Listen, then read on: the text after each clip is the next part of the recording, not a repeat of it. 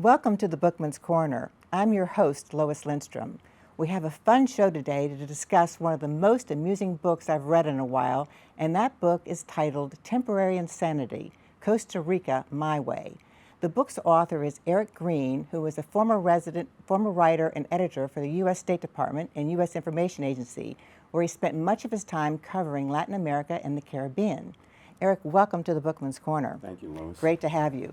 Eric's book is not another one of those books about someone discontented with their present location and lot in life and who decides to drop out and move permanently somewhere else for a change of pace. No, this book is about doing that only temporarily. Plus, he's in Costa Rica to learn Spanish by living with a Costa Rican family for a short time. Eric Green worked as a press aide to a U.S. senator and taught English as a second language. He graduated from the University of Maryland and earned his master's degree from Ohio University and is now a freelance writer. Eric, I loved your book. Thank you. And I read that you traveled to Costa Rica to learn Spanish. Yes. Why did you pick that country to learn Spanish? As you mentioned, I was working as a writer at the U.S. State Department and U.S. Information Agency and covering a lot of my time Latin America, Caribbean.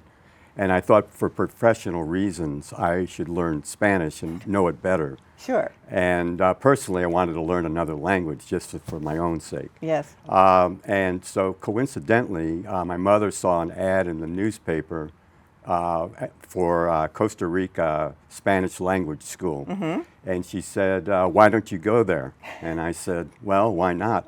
So I checked out for references, and they gave it a very good reference. Mm-hmm. And so I said, okay, I'm going. Okay. And then I went. And off you went. And off I went. Very cool. You wrote that your mission was to learn Spanish in Costa Rica while living with a Costa Rican family for a short while. Right. 2 weeks. So 2 weeks, Yeah. Which is very short. Right. Well, describe the family you stayed with. Were they wealthy? Were they poor? Were they middle class? Right. And how did they dress?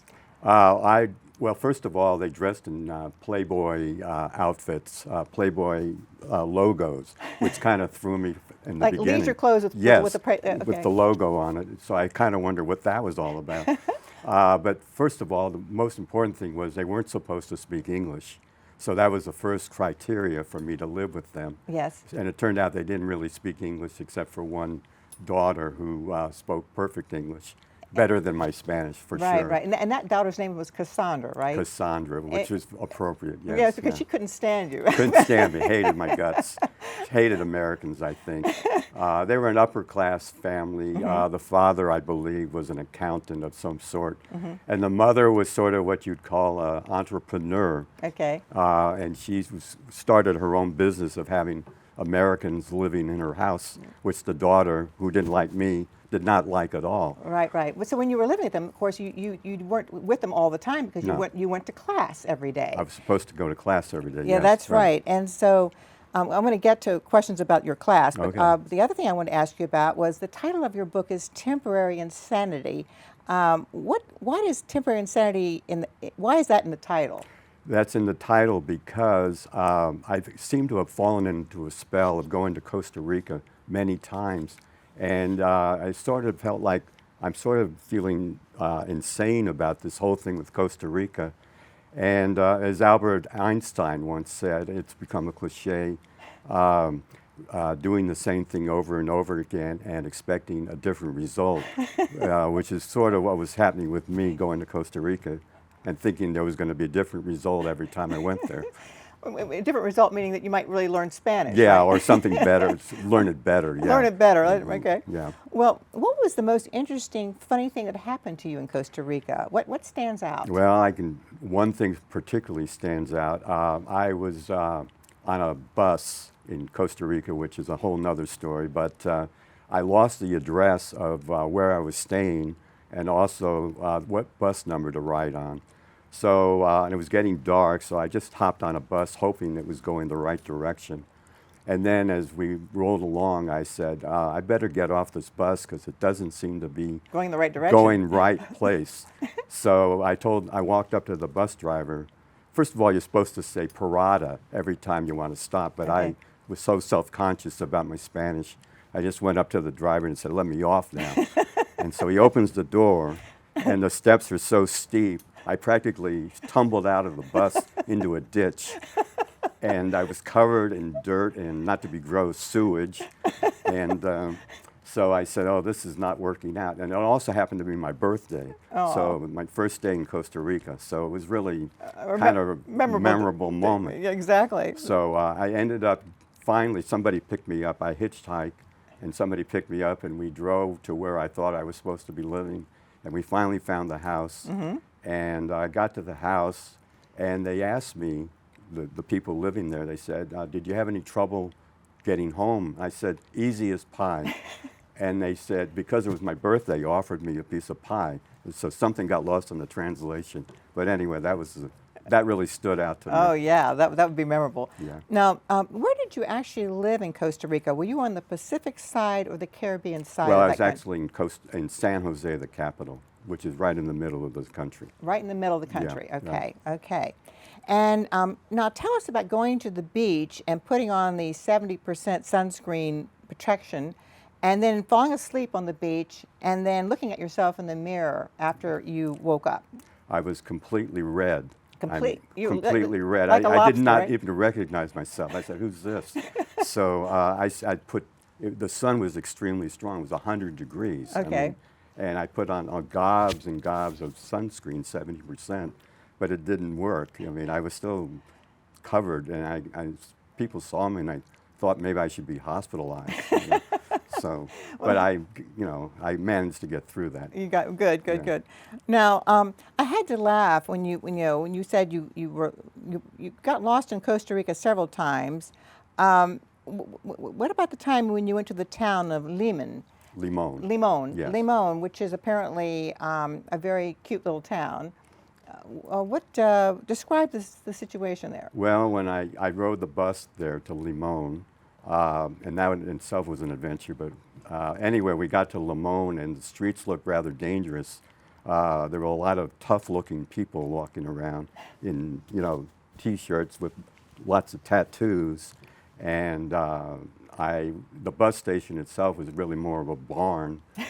So A barn. it was kind of scary looking. And the name of the town, Limon, is supposed to signify lemon. That's the translation. So the only lemons I saw were the cars up on blocks. You see. That was the only thing I saw. So I had met somebody on the bus, so she kind of told me. We went to a Chinese restaurant, and she told me a little bit about the town, even though her English was shaky. My Spanish was not so good. So we managed to communicate. That's good. Yeah. Now, I learned something new, actually, that Christopher Columbus landed in Limon in 1502. Right. And it was, like you say, it was named after lemons, but there aren't any lemon trees around. I didn't see any. There might have been, but I didn't see any. Now tell us about the story about having your wallet stolen from your back pocket while you were on a local crowded bus. I mean, did you report this problem to the police? Yes, I did. That in itself was a little bit traumatic, because a lot of people were at the police station who had also their wallets and purses stolen. It seemed to be kind of a common thing. So when I got there, the police guy, whoever he was, when I got to my turn, he had to type everything in triplicate. And Took a long time. And he also wasn't a very good typist, so he was going Ding, ding, ding. hunting and pecking. Right. So he was asking me very slowly, what had happened. But I was so traumatized by the whole situation of losing my wallet, because I had my valuable, everything valuable. Were you speaking in Spanish or English? Mixture of, it was sort mixture? of what they call Spanglish. Spanglish, okay. Yeah, so it was kind of a combination, but mostly Spanish, as much as I could do. Well, what is the crime situation in Costa Rica or in San Jose? Is it, you have to be wary, I guess, right? Well, here's the thing. The gun violence is not as bad as I would say in the United States. Wow. But petty crime is a problem. Okay. And for people who visit Costa Rica, I would say there are 3 places you have to really be careful. One is riding the bus, because that's a place where you can really get things stolen. And you don't even know it's being stolen. Right. That's the problem. Another place would be on the beach. Okay. You can Don't take valuables to the beach. Don't take anything that you want for good on the beach. And the other part would be going out at night. Yes. Don't walk by yourself at night, because you can get, it's more, the problem is more getting people with knives. That's Ugh. the problem. Ugh. So that, and I don't mean to tear down Costa Rica. No, but yeah. That's a reality Yeah. of the place, yeah.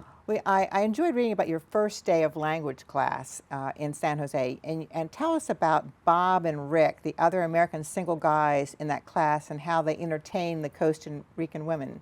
Okay, well, Bob was from Minnesota, very straight-laced guy, and he wanted to learn Spanish in the normal way, but Rick, who was 22 years old from California, he thought he already knew Spanish when he got to the class. He was level 5, which was the top. Yeah. So the teacher, he told the teacher, I really don't need to be here, but I'm just being here. And the teacher said, you really know Spanish that well? And he said, yes. So the teacher threw a little Spanish at him, and he didn't understand it at all. Of course. So that was Rick, and so he was kind of a character. And he was also there to meet a lot of girls, which was really his prime focus for being in Costa Rica to Yeah, begin with. those guys were really looking for Yeah, they were action. looking for companionship They and were. romance, yeah, especially Rick, yeah. Well, from reading your book, I am assuming that single American men do very well in the dating scene in Costa Rica. Why is that? Well, because you're an American. That's the first reason. You just happen to be born in the right place. You go down to Costa Rica and you're already a celebrity. Really? Just by accident of birth. They- It's not fair, but that's the way it is. So women, they love Americans then, they right? love Americans there. So you could sit in a chair and 3 women will walk over to you. Wow. And also they want to practice their English. That's the other part. English is sort of the national pastime. Okay. So everybody wants to learn English. So everyone's speaking English with you. Yes, they want to, and you don't, and you're trying to speak Spanish, and they want to speak English. Yeah, it's so very we're tough. kind of like, you know. That's right. Not jiving here. Right. Well, now you wrote a lot of buses in Costa Rica. Right. Now give us a description of a typical bus driver and the cab decorations. Oh, that's interesting. I'm glad you asked that. A lot of the bus drivers it's a religious thing. They have a lot of crucifix in front of them when they're driving. A lot of patron saints like St. Jude, and you feel like, well, you know, that's the patron saint for the hopeless. So you're on the bus and you're hoping the driver is not feeling hopeless. And how were the rides? Were they kind of scary in some times? Well, I took a bus ride to a place called Punta Arenas, which was on the west coast, Pacific Ocean, and you're going over hills, and the bus, sometimes you think the road is very narrow, and you think you're going to go over a cliff. Yeah. So a little nerve-wracking. And also, there wasn't air conditioning. So And it's it was very like hot. 95 degrees. In the bus. So, and also people were smoking at the time. So it was like, you know, let's get off this bus as soon as possible. Exactly. Yeah. Now tell us about Attractive Jenny, a Costa Rican woman who was very surprised that you had not married yet at your senior age. Yeah. Was she surprised when you told her you had not met the perfect woman yet? She was very surprised. And I'm curious, Yeah. what are some of the qualities of a perfect woman? Oh, boy, that's an interesting question. Perfect woman would be someone who could laugh at my jokes. Okay. That's a perfect woman. Okay. Someone who is kind, gentle, Okay. and has a concept of what the world is all about. Okay. And you know, and likes me. That's good. That's Yeah. good. Now, I enjoyed reading about your date with Sophia, and that's Sophia with a Z, With a Z, not yes, an S. right. Sophia. She was really good at getting you to spend money at expensive places. Yes. And at the end, you weren't sure if you had enough money for the bus ride home. Right, exactly. Well, tell us about a date with Sophia. Well, she had expectations of what we were doing as far as our dating was concerned. And I thought when we went on the date that occasionally that she could help pay for the dinner, but apparently she had a couple of drinks when we were dating, and then she kind of forgot about who's paying, and I had to use all my money that I had left for the dinner. Was she drinking like cocktails? Yes. Expensive cocktails. Yes, the best. Only the best. Only the best. So it sort of, my wallet got a little bit lighter the more we went out. So by the time we were the last date, it was sort of like I had nothing left except Nothing about 15 cents for the bus. Well, at least you got on it. Yeah. Well, now, what did you learn about Nicaragua talking with your date, Jenny? I mean, Jenny was now living in Costa Rica, Right. but she's originally from Nicaragua. Exactly. And there were many other nations represented in Costa Rica that we don't hear about. Right. Why is that? I mean, Well, because Costa Rica is sort of a place for people to go when they're exiles. There are a lot of people there from Central America and also Latin America, Okay. especially Peru, which oh, surprised me. from Peru. Peru. Wow. Yeah, I didn't know that, but I started meeting a lot of Peruvians there. And then there were a lot of tourists from Germany. Tourists from Germany? Yes, Okay. because apparently they get some kind of a discount rate to come to Costa Rica. So there were a lot of German people, a lot of people from Peru, and a lot of people obviously from Nicaragua, exiles from Nicaragua, who were, because of the political situation there, they went to Costa Rica. Okay. Yeah. And didn't you travel to Nicaragua from Yes. Costa Rica? How did the two countries differ? Because I recall reading that the water in Nicaragua was freezing compared to the water in Costa Rica. Well, basically, the problem was in Nicaragua, nobody had any money to make the water any warmer. Oh. So it was just, I mean, that's the lifestyle. None of the swimming pools were heated. Nothing, Nothing. nothing. The only place that it was supposed to be, and the strange thing is, it's 100 degrees in Nicaragua, and you'd think there'd be a little bit of something, but the country's poor. I mean, that's the problem in Nicaragua.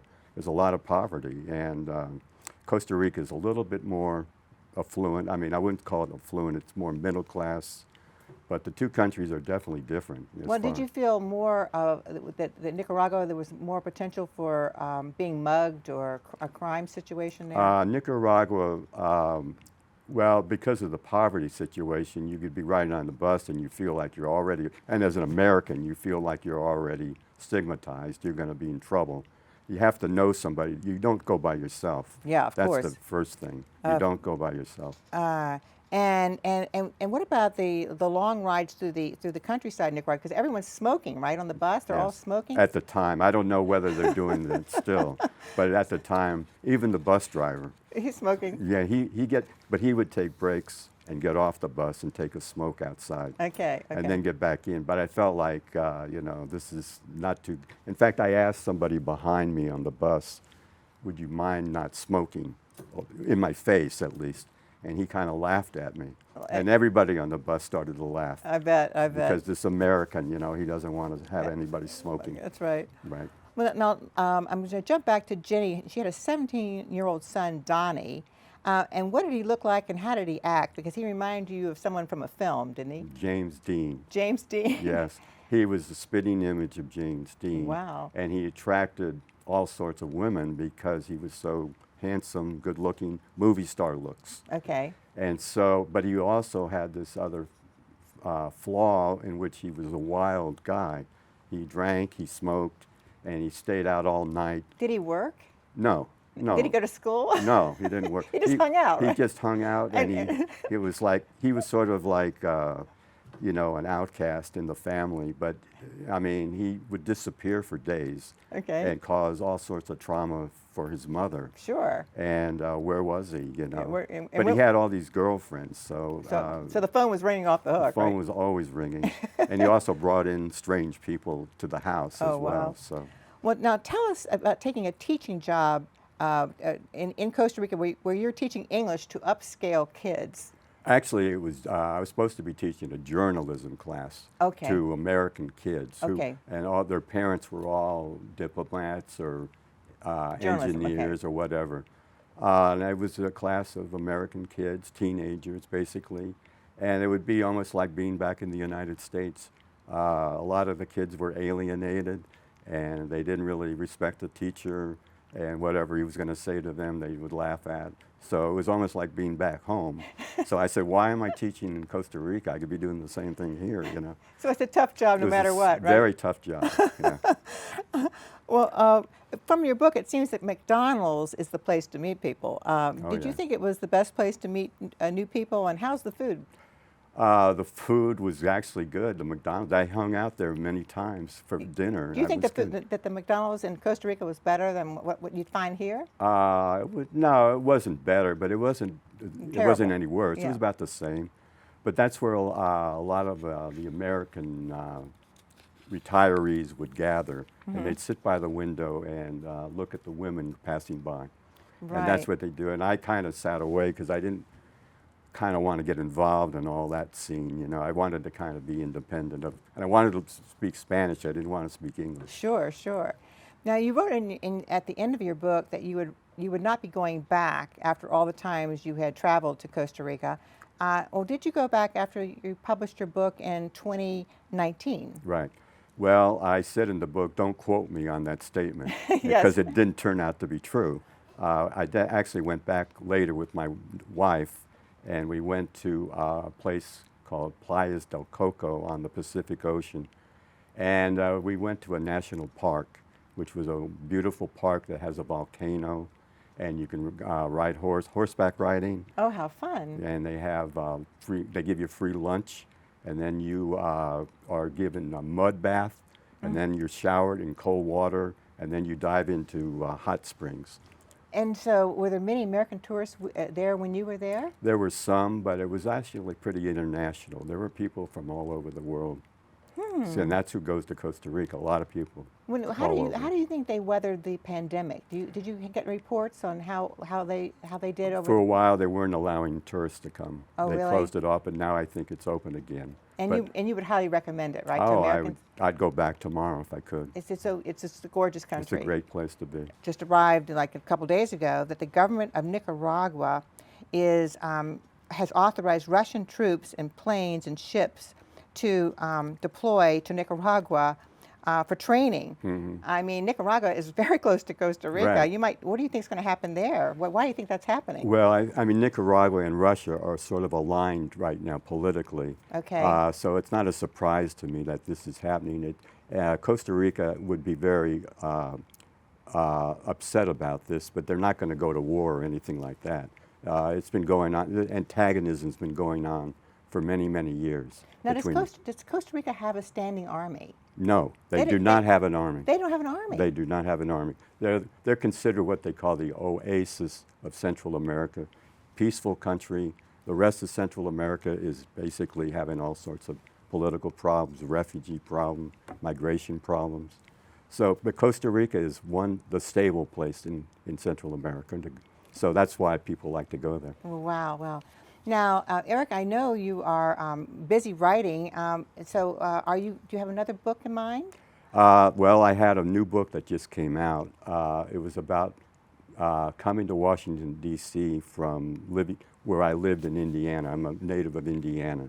So I just wrote a new book about coming to Washington and what I felt was going to happen when I got to Washington. I had no idea what the lifestyle was like here. And I thought everybody was a politician and worked at the State Department or the White House. So I had to kind of understand, the zeitgeist, the word. So that's what the book is basically Okay, about. very cool. Yeah. I'm so happy you joined us today as our guest author. And where can our viewers in Arlington find your book? My book is on Amazon.com as Okay. a paperback, and Okay. also as it's also a Kindle. You can get it on Kindle. Well, again, thank you so much for being a guest author on the Bookman's Corner. Thanks for watching. Please join us again next month for a new edition of the Bookman's Corner. I'm Lois Lindstrom.